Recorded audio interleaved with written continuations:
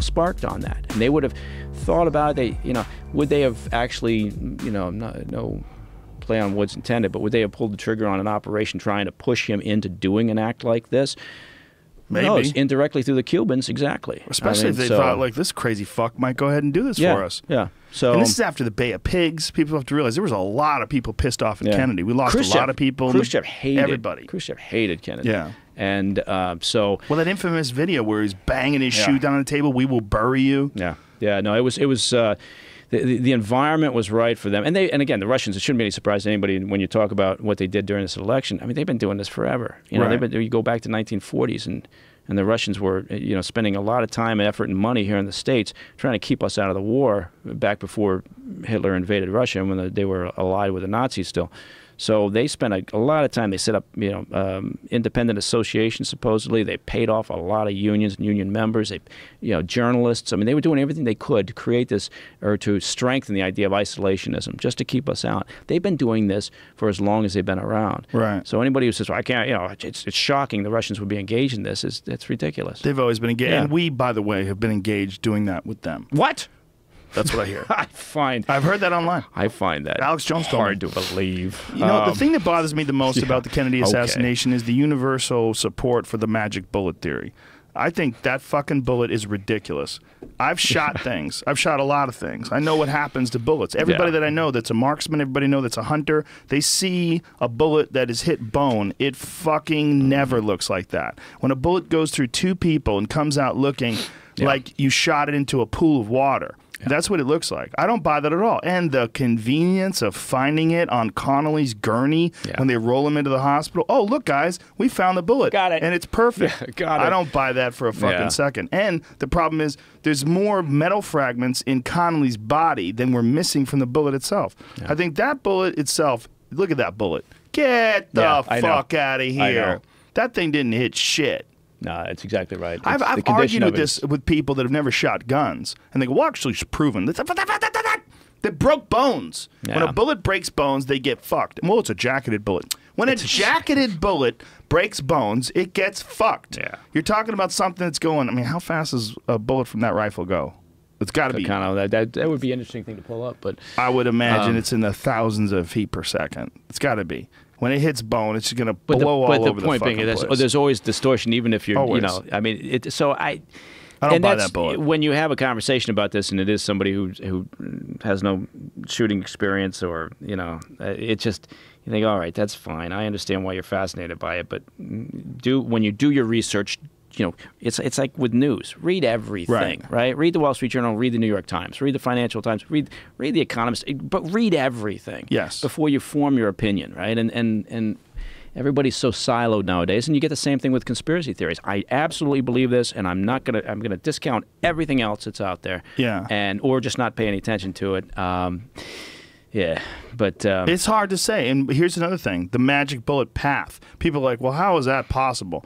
Well, let me tell you something. That's the most believable thing about the magic bullet theory, is the path of the bullet. Because bullets do wacky shit when they hit bone, and you can't predict it at all. I know a guy who, in Iraq, they shot a guy in the head from the front, and it went out his eyeball. The bullet came out of his eyeball back forward. Yeah. It ricocheted inside of his skull and came out his eye. Yeah, you can't. I mean, again, you can't. You're right. You can't predict it. They'll try to model these things and figure out a way. But there's an unknown there, and so I agree. I mean, I think that again, it's one of those things where it's never going to get resolved, and it's going to continue to live on because it was such an important event in the history of the country. And B, I keep coming back to that same thing. People don't want to believe that really awful shit can happen sometimes in a very simple, straightforward way.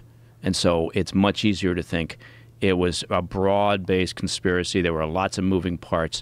Sometimes bad shit happens, and it's just as simple as it seems. That is possible. Conversely, people don't like to believe in conspiracies, especially when it's involved in an assassination of a president. Right. The reason why they came up with the whole magic bullet theory in the first place is pretty shady. In fact, the reason why they did is because the guy got hit by a ricochet underneath the overpass.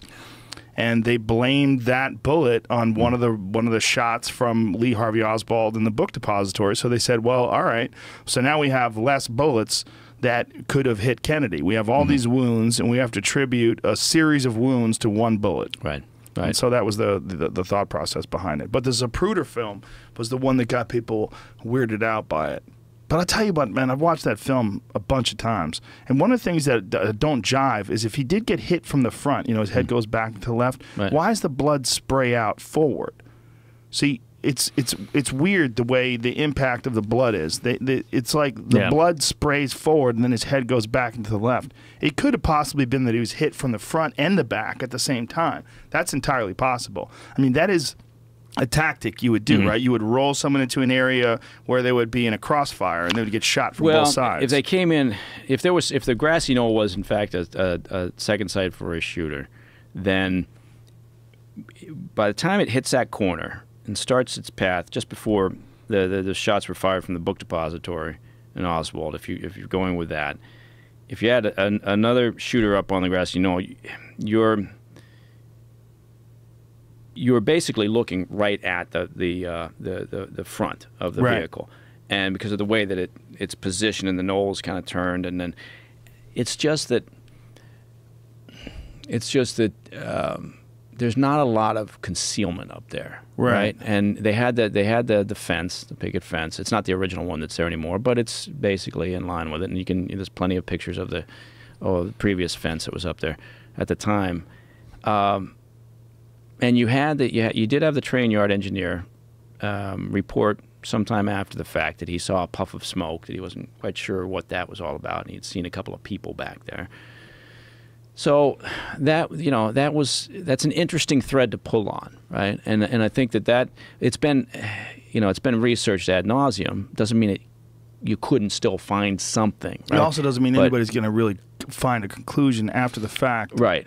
Especially today. Yeah, no, and that's right. And it's like everything else as time marches on. You lose witnesses, you lose people that were there on site. And then even witnesses. When someone gets shot, especially when the president gets shot, not credible. You'll have 5 different stories from 5 different people, and gunshots heard from the moon. Nobody knows what the fuck's happening. From a robbery, just from a street crime. Accident. Yeah, a car accident. You say, what did you see? If you separate people out, you're right. You get 5 different versions from 5 different people. Yeah. And so eyewitness accounts tend not to be particularly credible, and you've got to you've got to take them, and then you've got to match it up with other information you can pull together forensically. But